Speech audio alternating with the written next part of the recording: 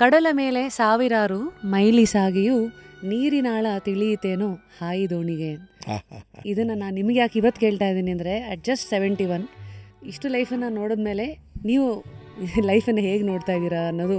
ನಡೆದ ದಾರಿಯನ್ನು ಸರಿಯಾಗಿ ನಡೆದಿದ್ದೀವ ಇಲ್ವ ಅನ್ನೋದು ನೋಡ್ಕೊಳ್ಳೋದು ಭಾಳ ಮುಖ್ಯ ಆಗಿದೆ.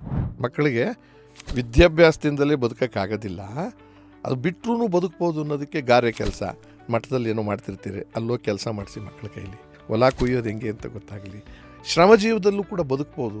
ಕಾಲೇಜ್ ಎಲ್ಲ ಮುಗಿಸ್ತಾ ನಿಮಗೆ ರಂಗಭೂಮಿ ಕಡೆಗೆ ಬರಬೇಕಂತ ಅದು ಮೊದಲೇ ಇತ್ತಾ ಅಥವಾ ಸುಮ್ಮನೆ ಅದು?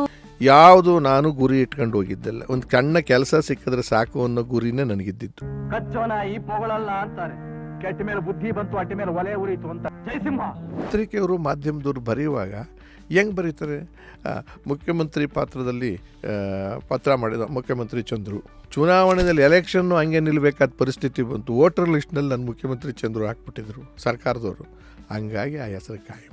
ಇದು ಆಕಸ್ಮಿಕ. ಏನು ಮಾಡಬೇಕುಗಿಂತ ಏನು ಮಾಡಬಾರ್ದು ಮನುಷ್ಯರಿಗೆ ಏನು ಮಾಡಬೇಕು ಅನ್ನೋದು ನಮ್ಮದು ವೈಯಕ್ತಿಕ, ಏನು ಮಾಡಬಂದು ಸಾರ್ವತ್ರಿಕ.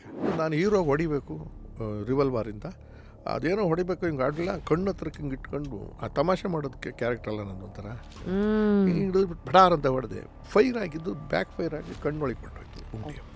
ಕಾಪರ್ ಪ್ಲೇಟ್ ಅದು, ಕಣ್ಣಲ್ಲಿ ನೀರು ಬಂದ್ಬಿಡ್ತು, ಮಾತು ನಿಂತೋಗ್ಬಿಡ್ತು. ಏನು ಮಾದ್ರು ಬರೀ ಮಾತಾಡ್ತಿದ್ದೀನಿ, ಯಾರಿಗೂ ಕೇಳಿಸ್ ವಾಯ್ಸ್ ಬರ್ತಿಲ್ಲ, ವಾಯ್ಸ್ ಬರ್ತಾ ಇಲ್ಲ. ಡಾಕ್ಟರ್ ಹತ್ರ ಹೋಗಿ ಕೇಳಿದೆ, ಸುಮಾರು ಡ್ಯಾಮೇಜ್ ಆಗೋಗ್ಬಿಟ್ಟಿದೆ, ಆಪರೇಷನ್ನೇ ಆಗಬೇಕಿದು. ಫುಲ್ ವಿಡಿಯೋನ ನೋಡಿ ಆನ್ ರ್ಯಾಪಿಡ್ ರಾಶ್ಮೀಸ್ ಯೂಟ್ಯೂಬ್ ಚಾನಲ್.